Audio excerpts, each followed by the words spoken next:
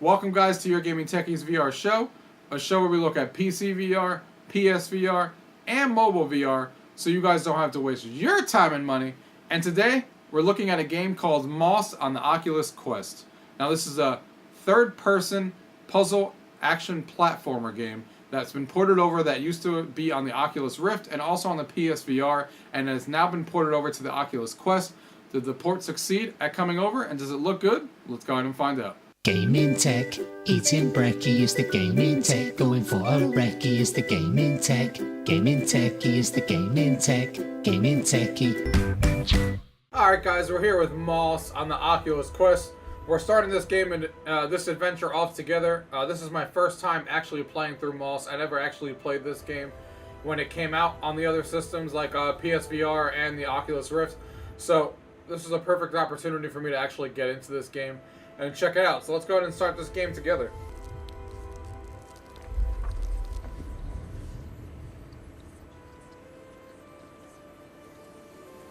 Really nice room we're in too, by the way.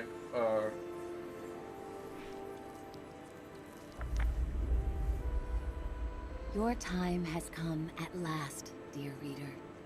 While we began this tale long ago, we hope it is yours to finish. But this story is not yours alone. No, it is tied to another. And the journey you take together could change the fate of both our worlds. Shall we begin? Let's do it.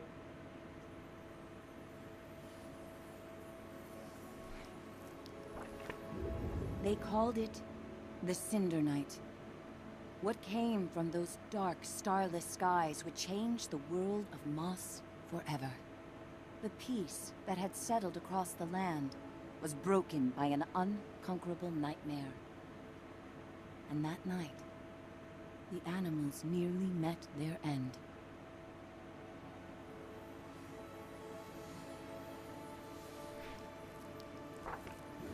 First, they killed the king. A winged creature broke from the shadows and plucked him from his royal bedchamber high atop the tallest tower. Next, the serpent Sarfog and the armies of the Arcane tore up from the underworld. They ravaged the castle in search of that which gave the king power beyond understanding, one of the fabled glass relics.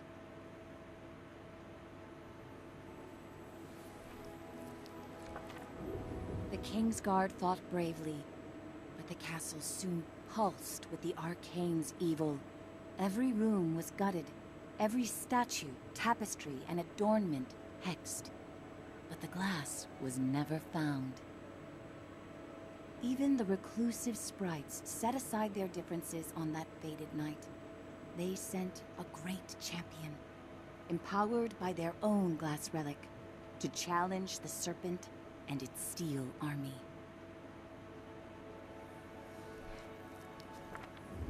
Meanwhile, Sir Argus, commander of the Kingsguard, led the survivors west through a temple long abandoned by their ancestors and far away from their newly risen enemies.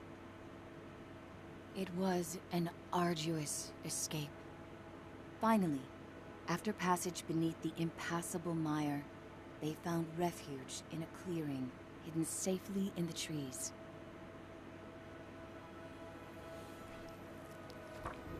Argus charged back to join the sprite champion at the mire's edge. Together, they fought back the Arcane and sealed the temple passage that led to the clearing. But the champion was gravely injured. Clutching his glass, he retreated deep into the forest where he drew his last breath. A large tree grew upon him. It stood many years in watchful duty, safeguarding the glass and awaiting its next hero.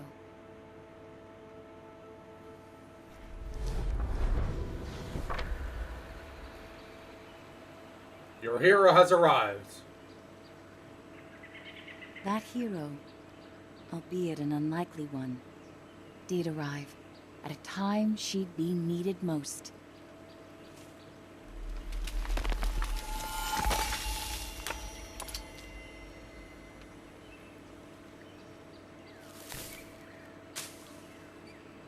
Oh, there he Quill is. was out adventuring beyond the edge of the clearing.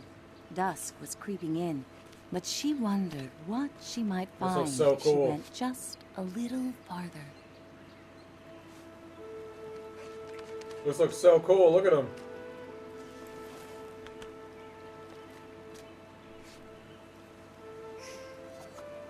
This is awesome. Oh. Oh.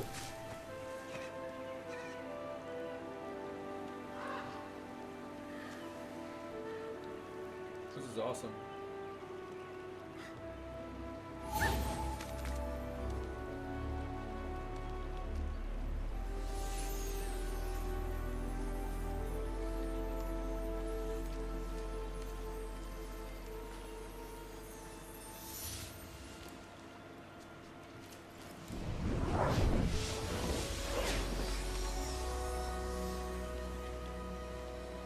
She was not exactly sure what she roused, but she felt no danger from the being silently peering down at her.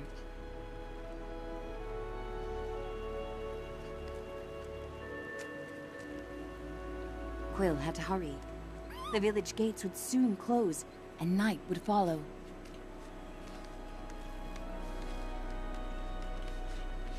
We have control now.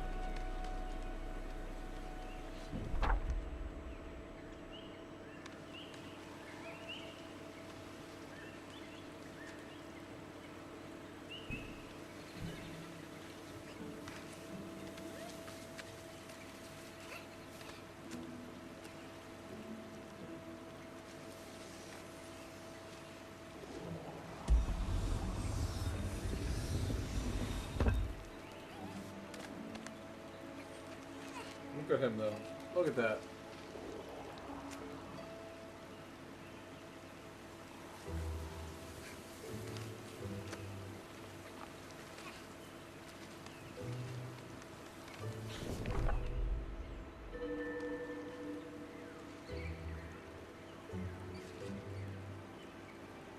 Got some stuff in there. Could go up here, too, no? No, you can't climb rocks.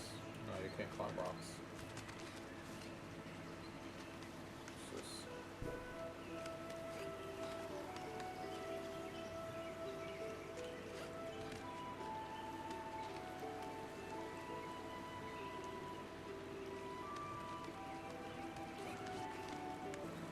this? Alright, here we go. Night, her uncle often warned, was when danger was most present. But Quill preferred the stories of the magical creatures that woke to protect the forest.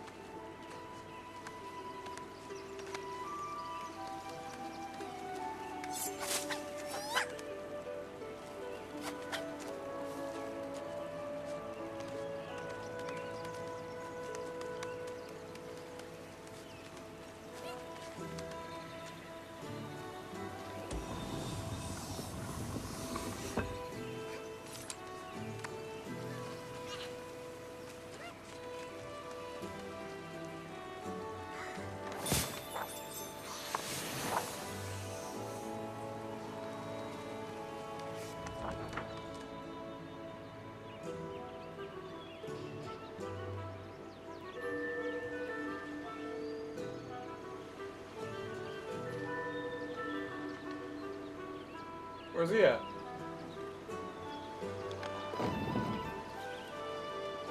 Oh, there he is.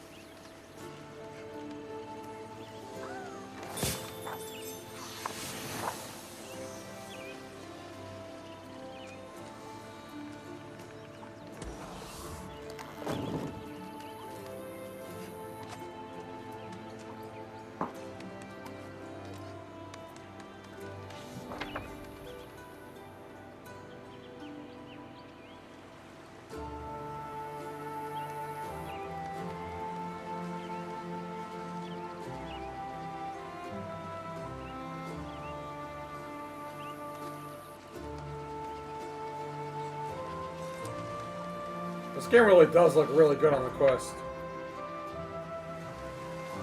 Like this, I don't know what it looks like on the Rift, but this looks real good in here. Real good. Uh-oh. Fighting time. Never mind. I thought they were about to punch him.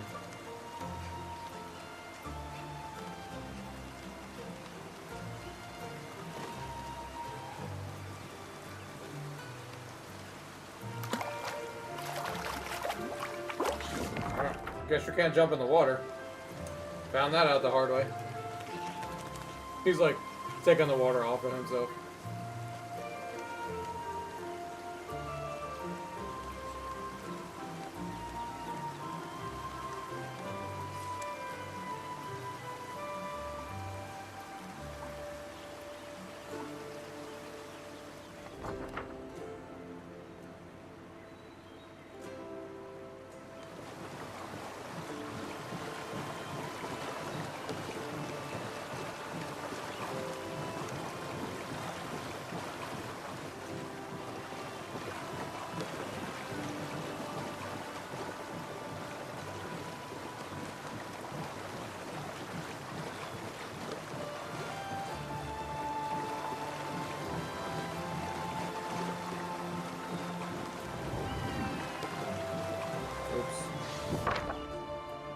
I think you gotta jump off quick there in the beginning.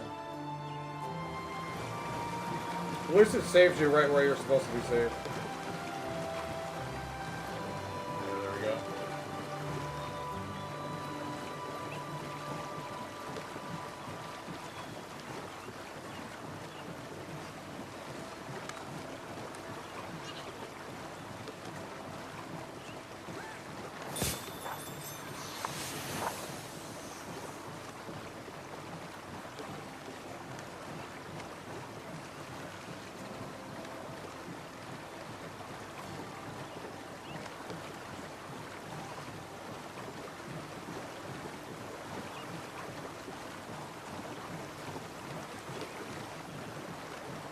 Oh no!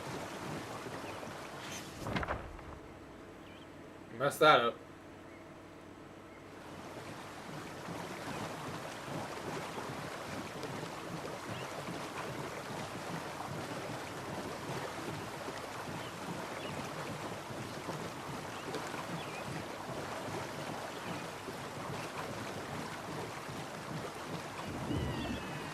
Missed that jump too.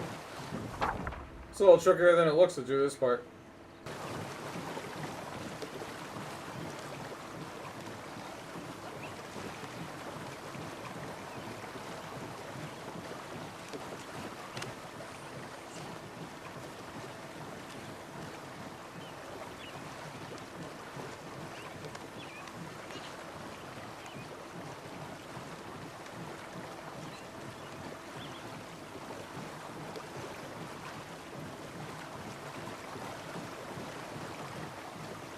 There we go.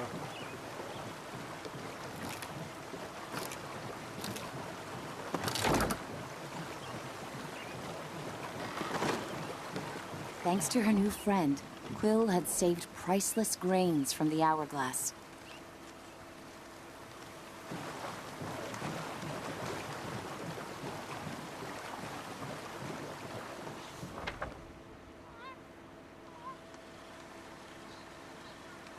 She raced to the door of the cottage she shared with her uncle, hoping once he saw her discovery, he'd lose himself in tales of its legend.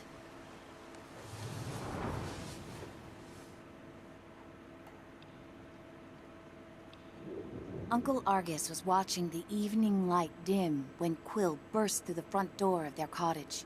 Uncle! Uncle, there's something you have to see!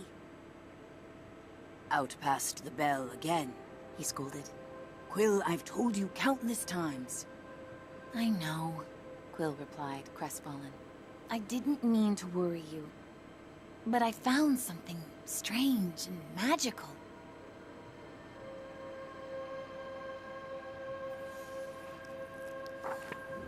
Quill's hands trembled as she showed him the glass. What is it? She asked. A look of panic spilled over her uncle's stoic exterior. Where did you find this? Roared Uncle Argus. Quill had never seen her uncle so shaken.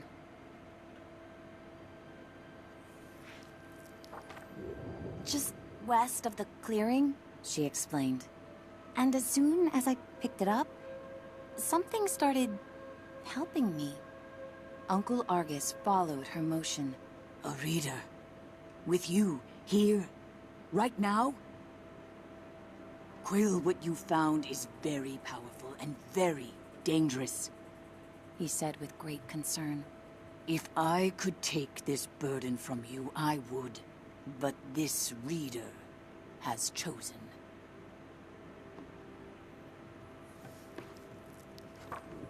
Even with the moon full and bright, I must go right away. Quill pressed. Where are you going? I can help. We can help. No, He snapped. they'll find you and tear you apart. I have to go alone.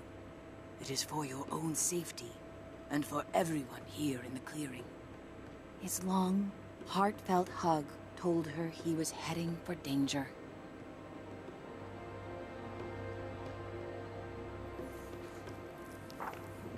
I'll be back before midnight. Until I return, I need your word you will not leave the clearing with that glass. Promise me, Quill. I promise, she said reluctantly, wondering where her uncle was going so deep into the night.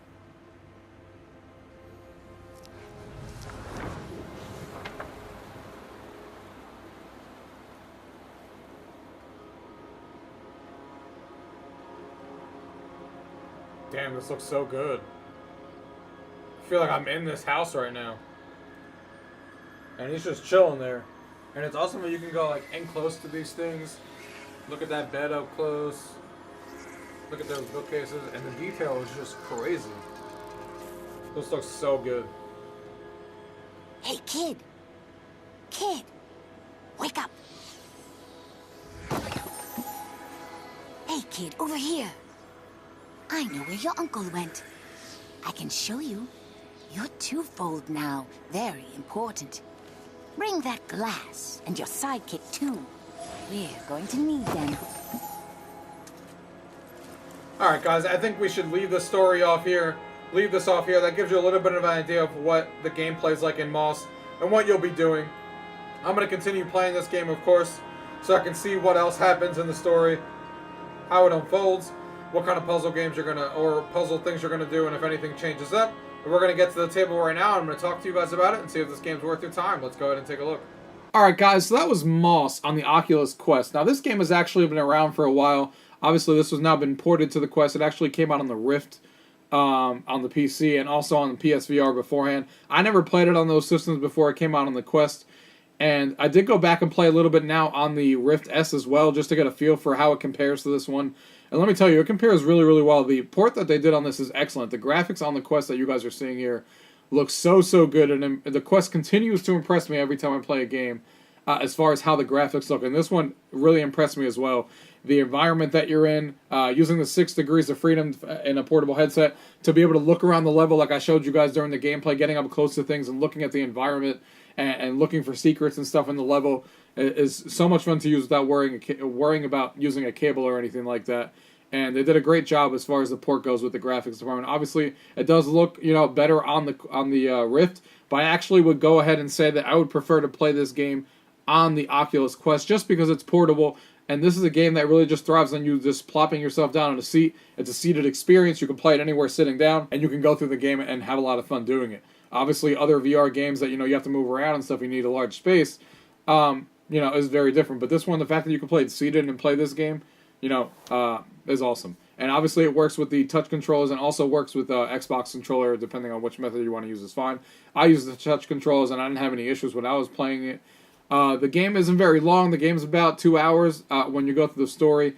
And the story, as you guys saw a little bit and how it gets set up, I feel like I was playing a fairy tale basically in this game, with the way that you're reading the book in front of you and you're going through the pages and how the narrator is telling you the story is just done really, really well. It really makes the story really interesting to listen to and go through with the way that it's being narrated, and it makes you feel like you're a part of a fairy tale.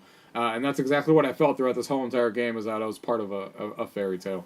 And, you know, the stories, obviously, you guys saw towards the end there that you get to meet the... you know, your grandpa that actually you take care of, or, you know, I guess he takes care of you, you could say. And you get to the house at the very end, and that's basically where we ended the video. But that's basically what sets up the premise now for the story going forward. I'll tell you guys a little bit of tidbit so you guys know how the story goes. You're basically going to go, and the story starts off with you right after where we left off, on you going to find your grandfather, because obviously he never comes back, and that's how it sets it up. And you guys kind of saw how I left it off there, that's probably what was going to happen. But that's how the story sets off, and then you're going on your quest to go and find him, basically, and bring him back and see what happened to him. And obviously you had that crystal that you found, and that's what sets up the whole entire story between Quill, the little mouse character that's in the game, and he's an awesome character in the game, and then you, the reader, are obviously a part of the story, and this crystal is what kind of blends all that together, you know, and sets this whole thing up. And I had a lot of fun playing this game. The story, like I said, is really, really well done. Solid 2 hours. The way that the story is being told in the fairy tale stuff, like I said, is an awesome job. And the graphics, they did a really fantastic job on the graphics, porting it over to the Quest. That last scene that I showed you guys right before the video cut looks outstanding on the Quest. Being in that small room and looking through all that stuff and looking through the finer details and all the objects in the room is so much fun to do, and really, really looks good on the Quest. I didn't expect for this game to look as good on the Quest as far as it did. And obviously the gameplay mechanics, as you guys saw, is very puzzle and a little bit of combat thrown into the middle of it.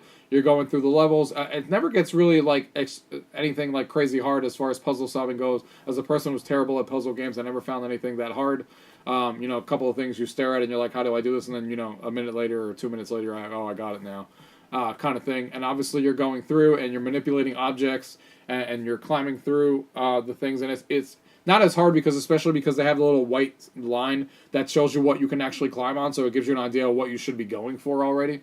And then you manipulate objects around the world and stuff. And then there's the combat that they throw in a little bit with the sword that you get to use and fight some enemies and stuff like that, especially later on.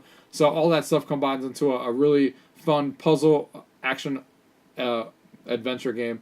And what's unique about this game is obviously you're playing it in a third-person perspective from behind Quill and following him, which a lot of VR games don't obviously do very much. And that's obviously a cool perspective to play, and really makes you feel like you're a part of the world and controlling this character in there. So it's definitely one of the, you know, a really, really good game. Just like everybody was saying when it came out on the Rift and PSVR and how good this game is, I totally agree with them. This game is outstanding. And they did a really, really good job porting it over to the Quest, and it's my favorite way to play this game just because it's portable, and it's a seated experience, so it's a perfect combination to play on the Quest, and it looks outstanding. So, guys, if you guys have any questions about anything you guys saw here today, as always, leave it down below. If not, thank you guys for watching. Till next time. Gaming-Techie is the gaming-tech, gaming-techie, gaming-tech. Eating brekkie is the gaming-tech, going for a brekkie is the gaming-tech. Gaming-Techie is the gaming-tech, gaming-techie.